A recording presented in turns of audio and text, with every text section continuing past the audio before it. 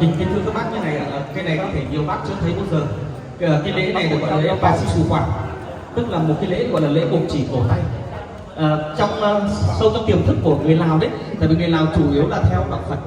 và bất cứ một cái việc gì lớn nhỏ và quan trọng của người Lào là người ta hay tiến hành buộc chỉ cổ tay.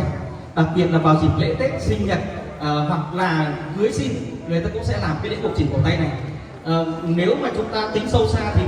dịch ra có nghĩa là lễ để mà giữ cái vía. ตื่นขอเฮียนสหายทุกท่านแก้วกงไซ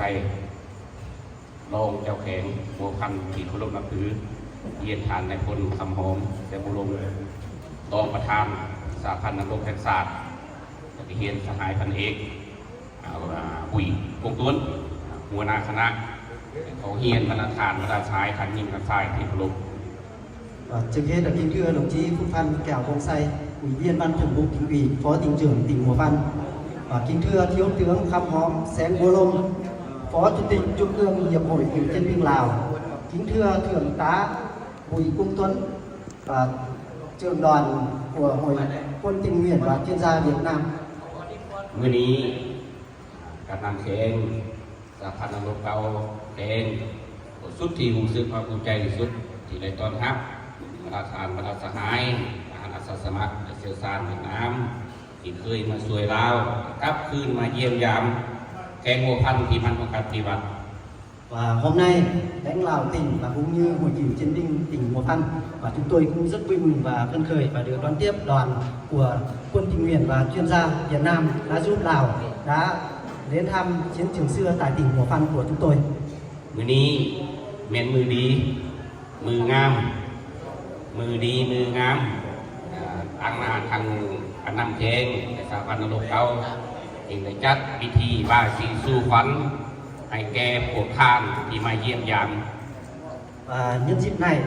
lãnh đạo tỉnh và cũng như Hội cựu chiến binh tỉnh Hùa Văn đã tổ chức lễ buộc chỉ cổ tay để cáo chúc cho các đồng chí để sang thăm và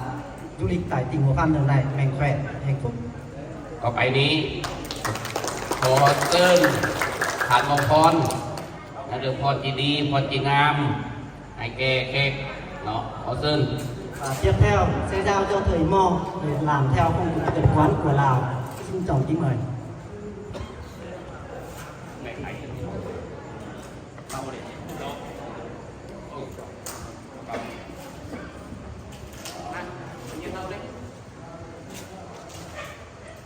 Áo sẵn nọ lâm tuân khẩuพิธี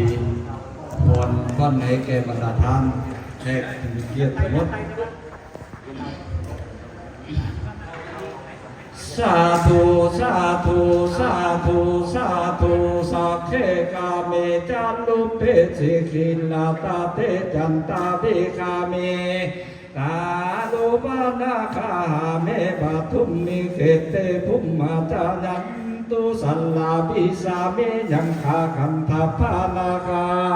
สัลติเกยังโมนีนาลาบาจานังสาธาโมเวสัมมาสามานาคาโลอานัมปานันตาสัมมาสามานาคาโล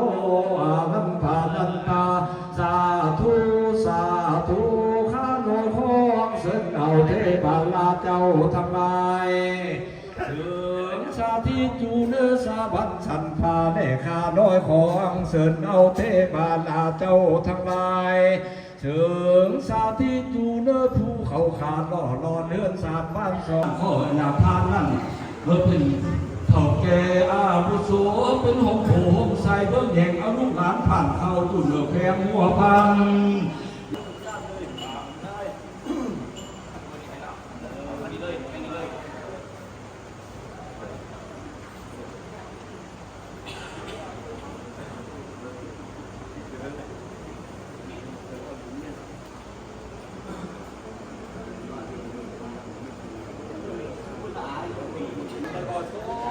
จำเขาจำก้อนเดินวันลา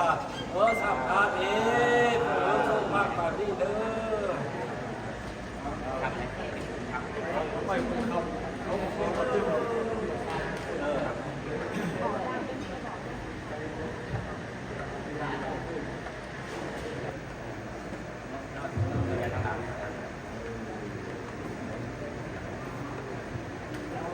เป็นก่อนที่สิ่งดีๆครับเขาเด้อโอ้ยมาเมื่อนี้กับทั้งสาวแค่หมกพันกับพิพิธสมซื่อท่านคืออยู่เพื่อนจะได้มานำพาทีมงานทางสายได้ยิงได้มาให้เที่ยวเห็นงานอยู่แค่หมกพันนี้สัตว์ตัวนี้มาเขาถึงเทศเด้อตอนนี้เกิดไปแล้วท่านนั้นจงมีสุขภาพแข็งแรงความเจ็บอย่าไร้ความไข้อย่ามีโอกาสได้ในการนำพาทีมงานมาหลายปีทุกปีมาเด้อเ